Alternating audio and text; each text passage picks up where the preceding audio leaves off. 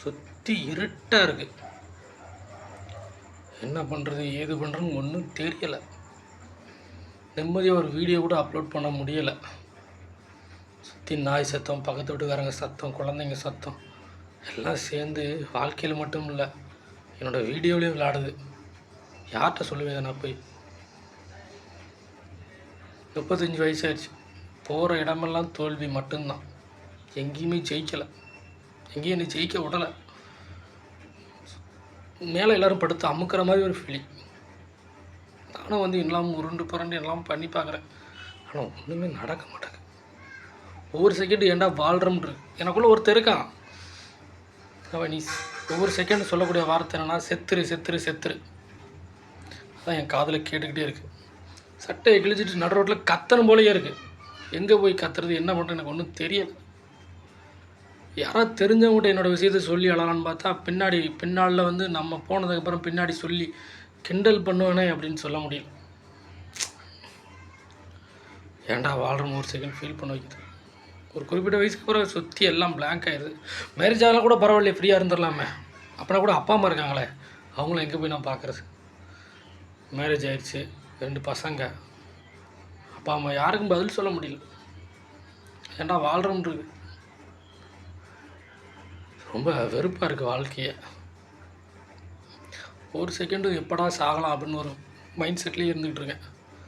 யார்கிட்ட சொல்கிறது, என்ன பண்ணுறது எனக்கு ஒன்றும் புரியலை. போகிற பக்கமெல்லாம் அடித்தா என்னவா பண்ணுவேன் சொல்லுங்கள்? ஒவ்வொரு நொடியும் கிடக்கிறது ரொம்ப கஷ்டமாக இருக்குது. என்ன பண்ணுறது நானே சொல்லுங்கள்? ஸோ இந்த வீடியோ பார்த்துட்டு யாரும் என்ன கிண்டல் பண்ணாலும் பண்ணுங்கள், தப்பில்லை. நான் எந்த ஒரு கமெண்ட்ஸையும் நான் படிக்க மாட்டேன். என்கிட்ட ஏதாவது சொல்லணும், ஏதாவது ஒன்று ஆசைப்பட்டீங்கன்னு தயவுசெய்து யாரும் சொல்லணும் ஆசைப்படாதீங்க. நான் ஆறுதலுக்காக 1000 சொல்லுவீங்க.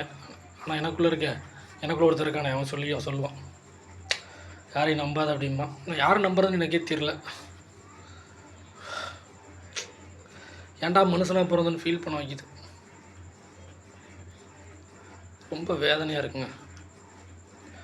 ஆடிஷன் போய் அட்டன் பண்ணால் ஓன் கண்டென்ட் பண்ண சொல்கிறான். சரி, ஓன் கண்டென்ட் பண்ணால் காமெடியாக பண்ணுங்கள், எமோஷன்ஸ் பண்ணுங்கள் அப்படின்றான். அப்புறம் எதுக்கு நீ ஓன் கண்டென்ட் பண்ண சொல்கிற?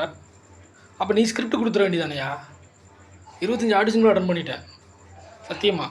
ஒவ்வொரு ஆடிஷனும் ஒவ்வொரு கமெண்ட்ஸு ஓனாக பண்ண சொல்கிறான். பண்ணதுக்கப்புறம் இதை சீரியஸாக பண்ணுங்கள், சிரிச்சுட்டு பண்ணுங்கள், காமெடியாக. எதுக்கு நீ சொல்கிற? நீ கண்டென்ட் கொடுத்துடலாமே, நீ ஸ்கிரிப்ட் கையில் கொடுத்துடலாமே. நாங்கள் சொல்லிடுவோம்ல, அதை பிடிச்சா ஓகே, இல்லைன்னா சொல்லிடு. முடியல, அடிச்சு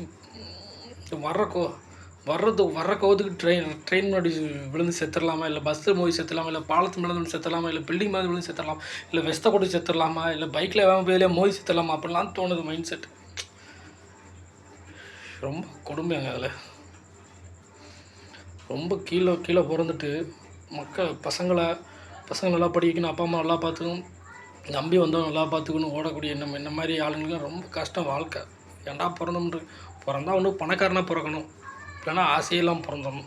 ஆசையில் வச்சுலாம் பிறக்கிறது வேஸ்ட்டுங்க. வாழ்க்கை ரொம்ப கஷ்டப்படுத்துங்க. ரொம்ப வேதனையாக இருக்குது. சரி, என்னோடய வேதனை உங்களுக்கு என்ன கிடைக்க போகுது?